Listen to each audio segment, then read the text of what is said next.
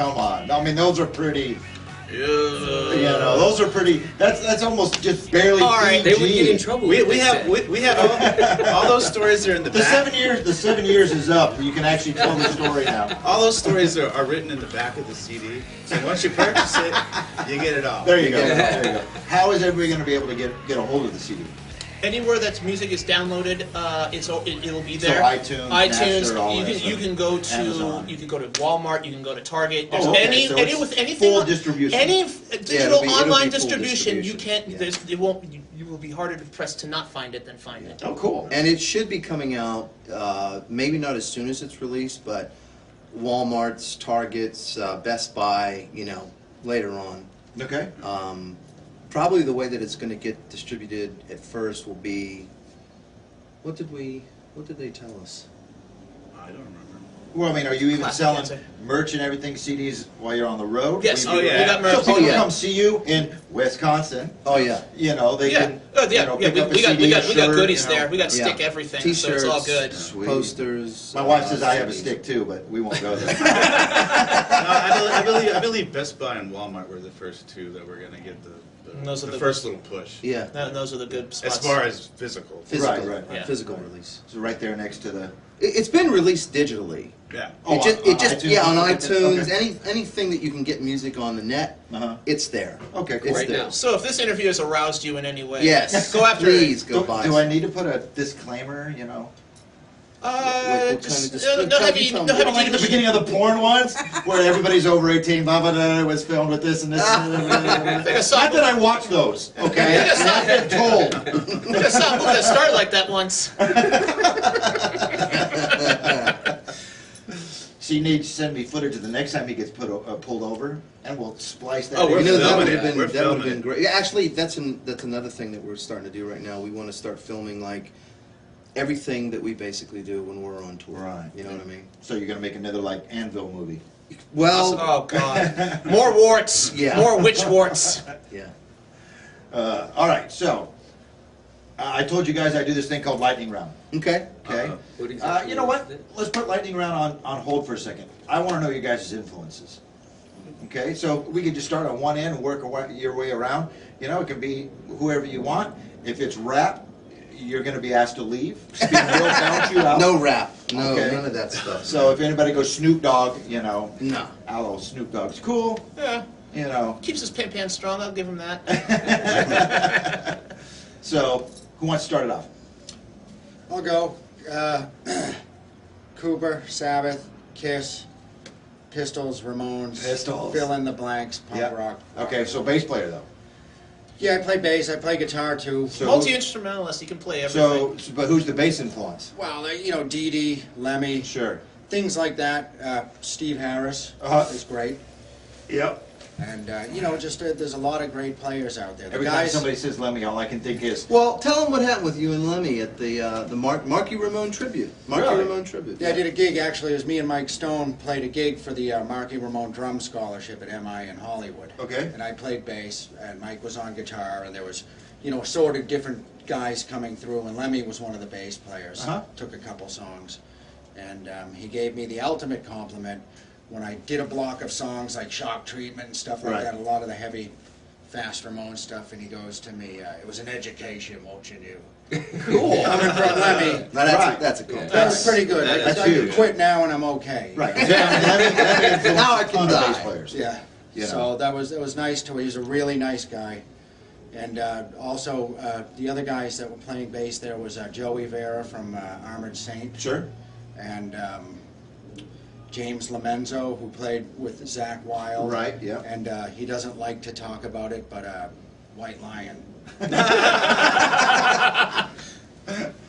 I met Lemmy once, and it was just a quick, he was just signing autographs, and he says, who do you want me to make it out to? And I said, make it out to Naked Dave. And he stops writing and he looks up and he goes, well, you don't look very naked to me. And then told my wife she was beautiful. But every time anybody even says the word Lemmy, all I can think of is Airheads. You know, who would win in a wrestling match, Lemmy or God? You Trick know? question. All right. Me, modern day, you know, like Green Day, Offspring, Right. some of the more modern punk bands that are out right now. Sure. But I have a weird beginning is I used to listen to a lot of reggae music. Okay. So, Wow. yeah, Okay. a lot of our songs have, Should he leave now? Back and a lot of hip hop too. So Right. I mean, Okay, Chris, bounce, please. Get him out of here. Get the dog. The straight jacket. So in a lot of our songs, we have this rapid fire Sure. lyric style that's not really rap, but it's Right. not really singing. It's Sure. kind of in between. Yeah. You know, and I've noticed that, you know, most musicians, they have one mainstream that they just love, but they always have this secret passion, you know, that nobody, you know, like, I love the old American standards. How could you not? Well, yeah, Frankie and Dino and all these, I love that stuff. And, but I've noticed everybody, my guitar player, huge metal guitar player, loves techno. You know? You know, so I've noticed, that they don't ever tell anybody, but if you ask, you know, guys, full-on metal guys, death, and they'll go, yeah, I like Toto. It's a great band, though, man. Toto's a great band. Well, I mean, I heard that Ozzy only listens to Sting. That's what he likes. Really? Yes.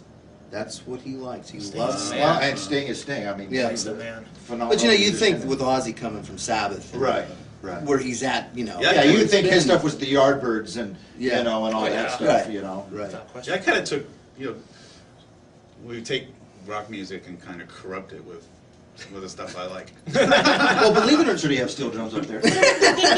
Well, it's funny because that sound check earlier, I don't know if you heard, we have a hip hop loop that we had to sound check. yeah. Get out. Listen, get out. It's not really. It's not. And you're halfway there. It is a hip hop loop. It is. It just admit it is. It just it is. It is. It's a filler. I know, I It's chose a it. filler. But it's just there for padding.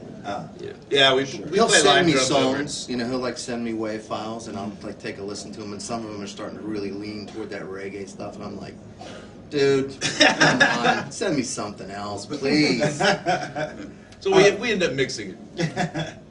Your influences. Well, I've been around a lot of great musicians. My father is a proficient guitar player, bass player. He's like every instrument he touches, he can play really well. So music was brought I up to hate me. people like that. Yeah, and his father was like even better than him, so like I feel like even worse.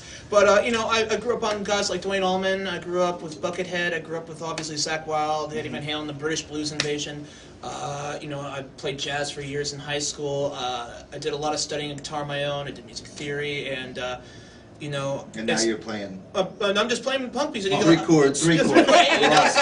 No diminished sevenths or Yeah, anything like that. no Phrygian minor chord scales or anything. Yeah. So I got to leave all that for like my Toto side Now project. it's just, dude, it's CGA. That's it. Yeah, exactly. And right. I absolutely love I love guys like John Five and Buckethead. These guys that can write in every genre, Right. but they're not listed in that. And that's why I try to be like just play something that makes me happy, even if it's like a Kelly Clarkson song or like a Cannibal Corpse song. As long as I'm playing Wait, music. Cannibal Corpse. Hey, you ever heard of Cannibal Corpse? Had to do that. I'm sorry.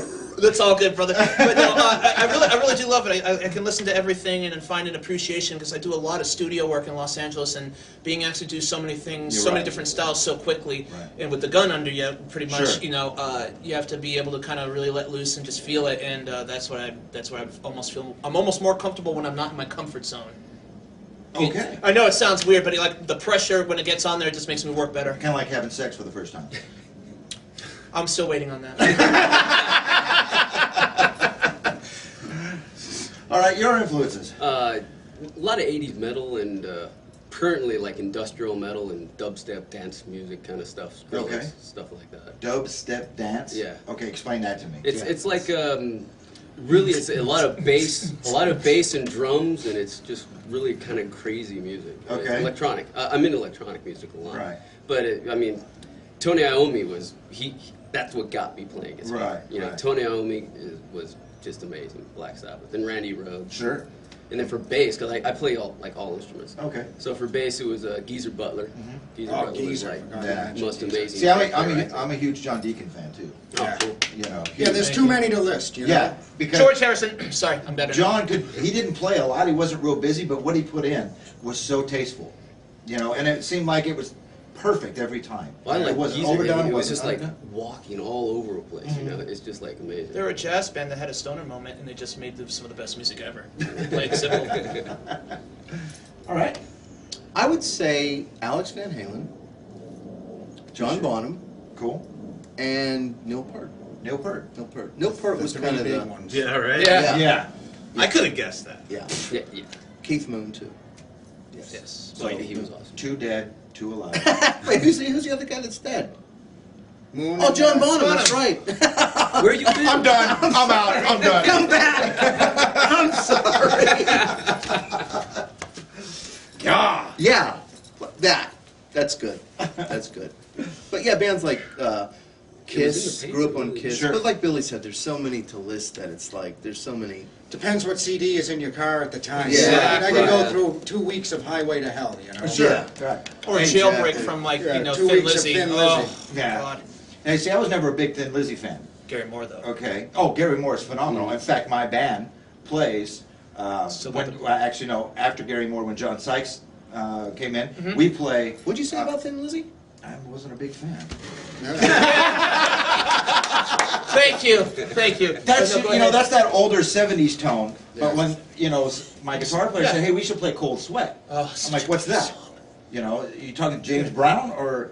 And he said, "No, it's a Thin Lizzy," and I said, "No, no way, I don't like that. Never liked that '70s tone, you know, or style of music." But once I heard that, I was like, "Oh my God." And just fell in love with it. Of course, you know, my guitar player just gets to masturbate all over the neck. Oh, yeah. Come on. You know, so yeah. Sorry, not a big Thin Lizzy fan. You know, actually, to tell you Either the truth, I never got into Thin Lizzy either. See, I was right at the perfect age where when I was like 12 and 13, it was Kiss, Ted Nugent, That's Pink right. Floyd, you know. The goods. But then right when you're getting old enough to start going, hey, you know what? This is what I really like, is when I first heard the Scorpions, you know, Love Drive album, when somebody handed me the album of Motley Crue, you know, the very first Motley Crue album. That EP. Yeah, Fast for Love. I fell in love with it, and then somebody gave me a Queensryche EP that had the same 4 songs on both sides of the cassette. You know, fell in love with it. Oh, that Queen of the that yeah, one it right had there. that one right up there on the wall. Yeah. You know, I fell in love with you know, The Lady Wore Black and Queen of the Reich and all that kind of stuff. In fact, my band that I was in at the time, you know, we're playing bars and stuff, and we're like, fuck it, Queen of the Reich, and everybody's like, what the hell is that? Oh, that was great stuff. Oh, I loved it. And I love that age because everything was happy. You know, it was party, let's have fun. You know, even if you were married and working a job, I mean, music was still all about enjoying life. Right. Instead of when the 90s came around and it was all woe is me, I suck. I'm Yeah. making $10 million and my life sucks. Yeah. And I'm gonna You kill know, myself now. It was all Yeah. depressing, really, you know, really like inward stuff that was Right. just really like, you know, feel bad for me. It's like you said, you know, it's like the whole Kurt Cobain thing. Nothing Yeah. against Kurt Cobain. Nothing. But, you know, I do dislike the band because they ruined my music. well, yeah. a lot of people's careers See, I got love that. ruined. It's the way, it's the way, later it's on. the way people that jazz bands feel about the Beatles. Yeah. But I can't knock them. And every time I've heard, you know, I did a lot of music theory in school. They'd show videos of interviews of these jazz people just saying, you know, F the Beatles. I was just like, well, you know, get me away from the screens. I'm going to rip this thing Right. in half. Yeah. I mean, with music, one of my pet peeves is people that make it huge and they don't even write their own songs. Oh, I hate Oh, that. You know, yeah. because there's no passion behind it. There's no, I haven't lived, you So know. pretty much this. everything from You got, Kelly and Clarkson. so I will still hand the The songwriters 90s, are they still were writing good. how they You've got felt. a publisher that is searching for music for these people, Right, basically, and right. then they go out and they sing it, which is fine. But I was always into the people that, like, you know, one of the big things moving to California, coming from the East Coast, is when we were on the East Coast, we used to play 4 sets a night, Right.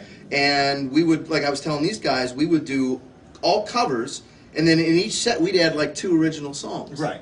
you know, in each of the sets. And then when I first moved to California, it was like, you do 45 minutes of all original music? And it's like, yeah, that's what we do, man. That's what we do. So that's really what got me involved in, like, the heavy-duty writing, Right. is when I moved out to the West Coast. Because Right. that's what the bands do.